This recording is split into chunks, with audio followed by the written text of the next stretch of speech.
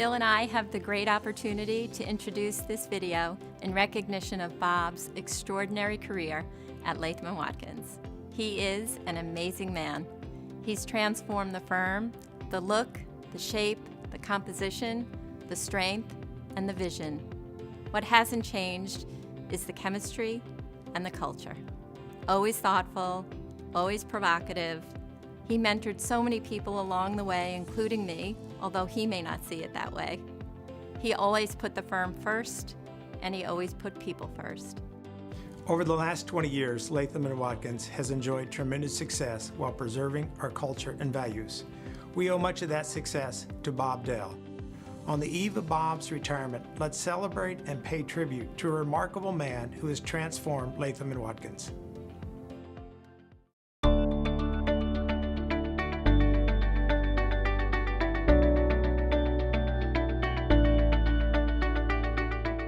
When Bob became chair, one of the things he immediately began to do was think about what the long-term future of the firm should be. And as we got near the end of the 90s, Bob, with good support and discussion from others, realized that the future of business and therefore the future of law firms was becoming global. One of the things about him as a great leader is that he actually had terrific strategic insight. It's basically scaling up what a lot of us thought wouldn't be scalable. I think Bob was ahead of something that many people take for granted today, which was we're not going into a new market unless we can be the best. And we were very smart about both asking clients what they needed in those jurisdictions, looking at the internal strengths and weaknesses that we had, and when we went into a market, clearly defining what we wanted to be. This would only work if we did it our way, and that meant emphasizing that this global expansion would all be done within the Latham culture. It was important to convince people about the value of integration and the way people should do it.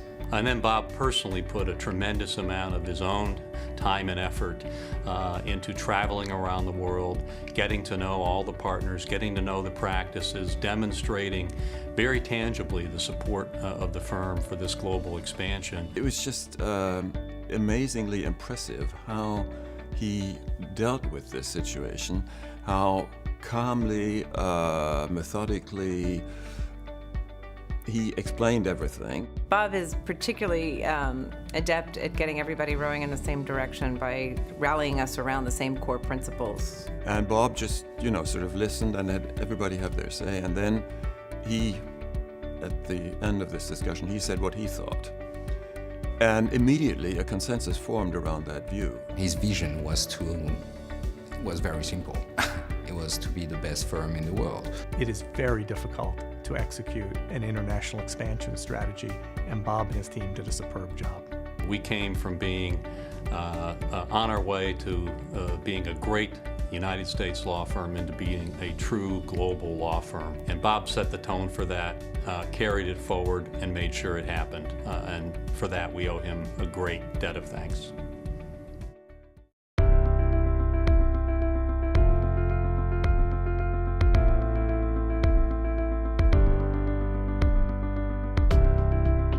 Bob's been critical to our practice preeminence in so many ways. He's always emphasized quality, quality, quality, and client service over everything. As we have become a dominant player on the world legal scene, we need to continue to innovate, to be better, to reinvent ourselves. Bob has always insisted that quality come first, from hiring students out of law school to hiring lateral partners, to promoting associates to partner. He empowered his fellow partners and colleagues to recruit for excellence and to get that local excellence. Bob said that nobody is to ever go to a pitch without bringing the very best team.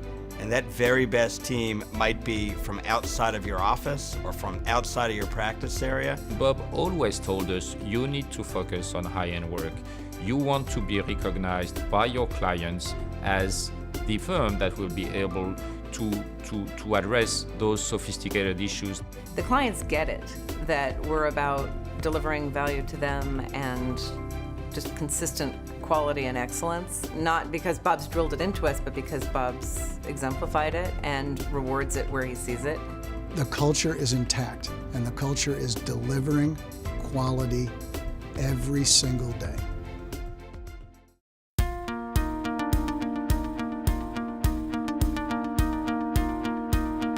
We had been rated number 70 out of 100 law firms in the American Lawyer for our pro bono program, and we needed to change that. And that's what the pro bono committee did after that, changing our pro bono program from what it was then, which was approximately 40 hours per lawyer, to what it is now, double that, more than 90 hours per lawyer, thanks to Bob's direction and vision. The growth can really be traced back to a simple, critical decision Bob made very early on in his tenure that a top-tier first-class law firm should have a top-tier pro bono program, and that establishing such a program would not only be consistent with Latham culture, but would also work to enhance our culture. Bob has been on my board for 2 decades, and so I know very personally how much pro bono work means to him. So Bob has not only been a giant in our community in setting a standard for law firms and their responsibilities to do pro bono work and engage in charitable activities, but he's also done it himself. Bob and the firm were very clear that regardless of the economic climate, the commitment to pro bono, the integration and the value of pro bono were unchanging. Over the years, we've helped thousands and thousands of poor individuals gain access to justice in ways that have changed their lives and the lives of their families and children for generations to come, at levels that I don't even think we can quantify.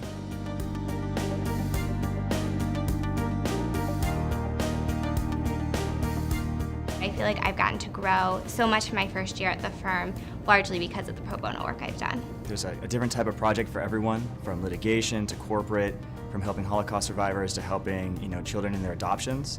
Pro bono was a huge factor in my decision to ultimately come to Latham.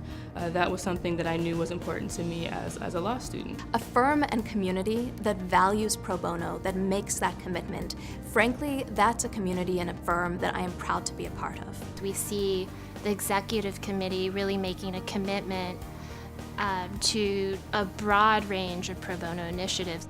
Even outside of the United States, where other firms don't encourage pro bono to the same level, Latham puts it at the core of its values.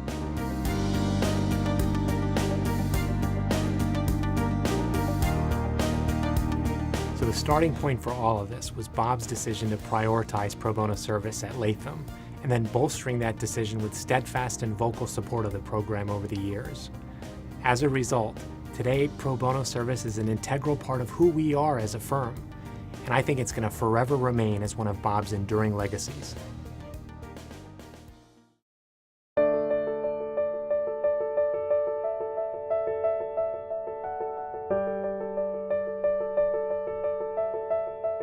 When you wake up in the morning, you come to work and you spend your day or your evening with a group of people. And how you relate to each other is, in effect, the culture. And that's what Latham does exceptionally well. It means that we trust, that we conduct ourselves with dignity and honor, that we look out for our colleagues for every opportunity that we can. We went from a relatively small West Coast sort of regional law firm to what I believe is not just one of the biggest, but the best law firms in the world.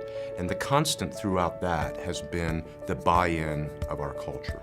Bob really does walk the walk and talk the talk. There's nothing that he asks us to do as partners or as members of this law firm that he wouldn't do himself. I was always so fascinated by his ability to really listen. He simply enjoyed what people had to say, what people had to offer. He was an authentic leader. I think he was the face of the firm, the personality that best exemplifies what the firm is all about, and therefore what attracted a lot of people to the firm. Bob has kept that culture from being diluted as we've expanded by focusing attention on it.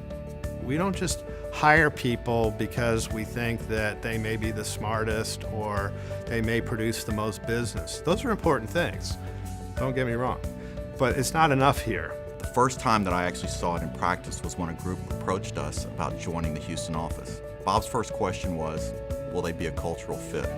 And the answer was, well, there's some of them that may have some sharp elbows. His response was, we should probably take a pass. I don't think he suits up to go to work every day and puts on his Latham and Watkins attire and says, well, I'm going to behave in a certain way, that's who he is. He is Latham. I think other people have said, I think he wakes up and he thinks what he's going to do best for the firm. I mean, I don't know if he has any other way of thinking. I think this is going to be an interesting year for him after he retires. I have seen him in lots of situations as an associate, as a litigator, and as the leader of our firm that would make any human being mad, and I've never seen him mad, not one time. Bob treats everyone with the same amount of respect, and it's really a beautiful thing to see.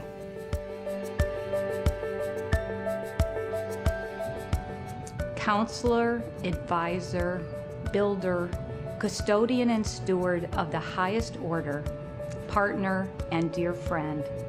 Thank you, Bob. Congratulations on your retirement, Bob, and thank you for everything you have done for us personally and for everybody who's had the privilege of working at Latham Watkins. Good luck and Godspeed.